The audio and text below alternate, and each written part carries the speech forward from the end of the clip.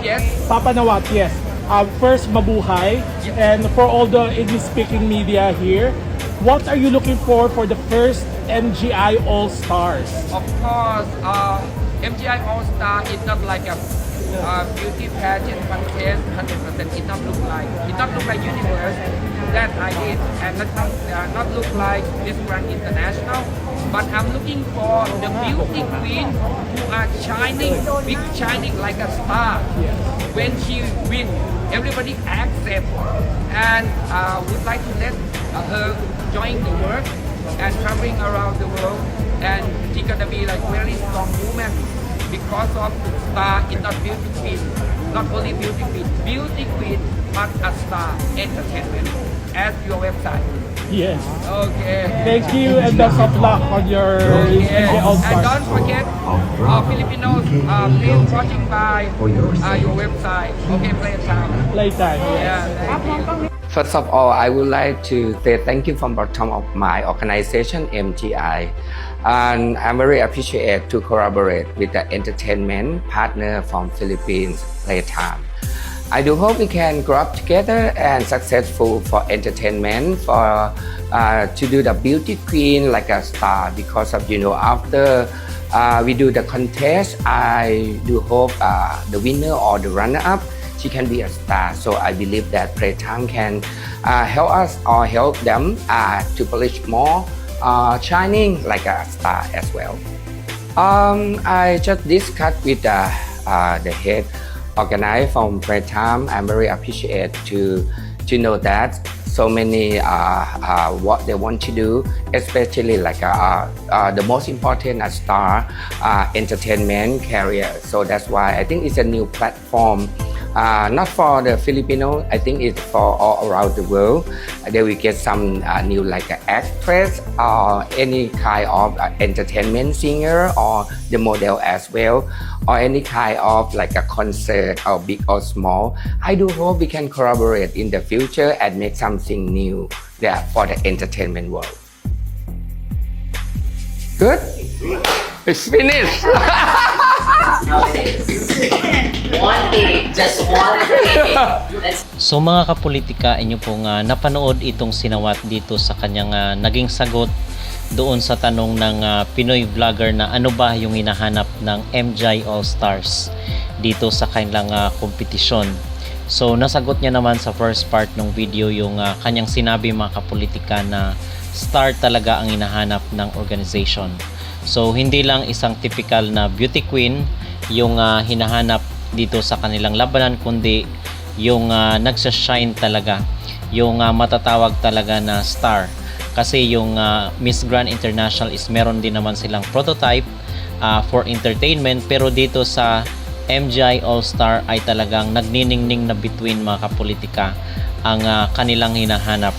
So dahil dito is klaro na po sa atin at malinaw kung magpapadala man tayo ng susunod na contestant, ay naisip ko mga kapolitika itong si Atisa Manalo.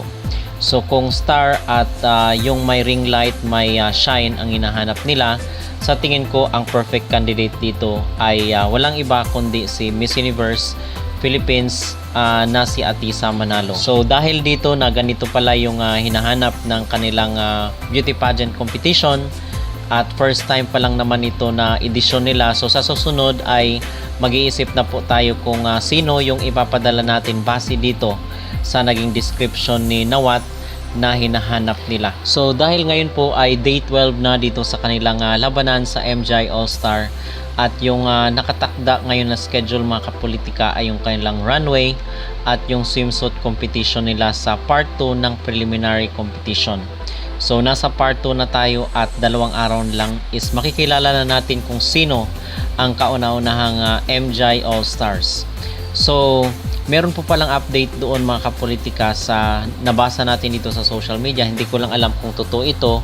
Ay pinost po na medyo disappointed daw itong sinawat dito sa mga judges dahil parang pabor daw doon sa mga Latinas ang kanilang score. Naglilin yung kanilang direction towards sa mga Latinas candidate. At in fact, kasi nga 'di ba dito sa second part ng video na inyong napanood sa vlog na ito is nagpasalamat itong Sinawat sa sa mga Pinoy, most especially itong Entertainment Playtime na sponsor ng MGI All-Star. So ibig sabihin nito ay malaki ang ambag ng Filipino community dito sa MGI. So ngayon ay dismayado ang mga Pilipino dito sa mga score na ibinigay sa ating candidate sa mga delegate ng Pilipinas sa nasabing beauty pageant competition. So baka ito ay kasi ayaw rin ni Nawat mga kapolitika na disappoint yung mga Pilipino dahil nga malaki yung kanyang utang na loob mula sa mga brands, sa mga sponsor, sa mga commercials. So malaki ang utang na loob at yung sa Thailand mga kapolitika maliit din yung score ng kanilang mga pambato doon. So ayaw kasi ni Nawat mga kapolitika na magkaroon ng domination yung mga Latinas kasi gusto niya is pantay-pantay lang. So dito ay malinaw kasi maliit rin naman ang score na ibinigay nung si Sai Scott, yung isang Thai na judge dito. Maliit rin yung kanilang binigay sa atin. So apparently ay talagang kung i-dominate ng mga Latinas ito is magkakaroon ng bias at baka mawalan si Nawat ng suporta. So yun din po ang kanyang fear, ang kanyang concern na dapat is pantay-pantay lang.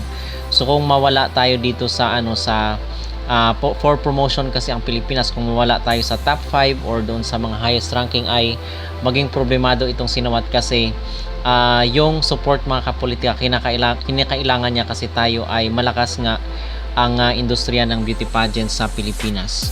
So yun po ang punto at sabi is na dismaya di umano Sinawat ito base doon sa kanyang live sa TikTok kagabi matapos yung preliminary competition round 1.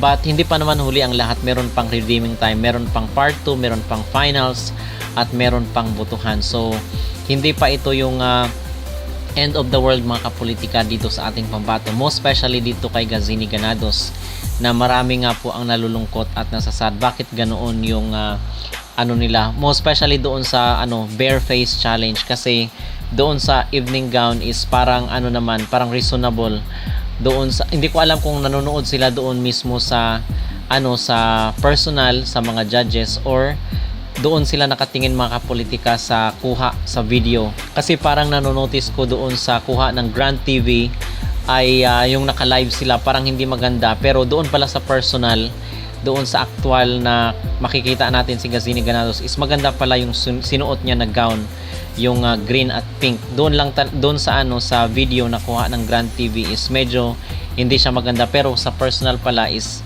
napaka pasabog rin pala nung gown niya mga kapolitika.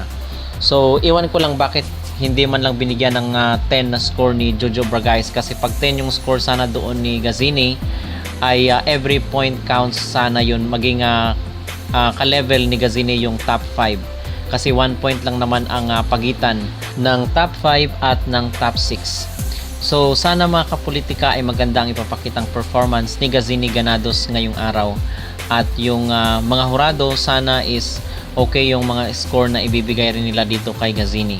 So for me kung ngayon pa lang ito yung hinahanap pala ni Nawat, ang sa tingin ko ang pinaka the best na candidate na ipapadala natin na meron talagang tinatawag na winning glow mga kapolitika at star nagniningning na bituin ay walang iba kundi si Atisa Manalo sa mga susunod na kompetisyon ng MGI All-Star. Pero sa sinasabi na nga ni Atisa ay signing off na siya pagdating sa beauty pageant. Yun lamang po ay aking personal na opinion. Okay, so mga kapolitika, ano po ang inyong masasabi at maging reaksyon dito sa sinasabi ni Nawat na ang hinahanap din nila ay isang star, hindi lang isang beauty queen. Sino kaya sa tingin nyo ang susunod na dapat na ipapadala ng Pilipinas dito sa MGI All-Star 2nd edition? Mag-comment down below at huwag kalimutang mag-like at mag-subscribe na rin kayo para updated kayo sa ating mga latest issue.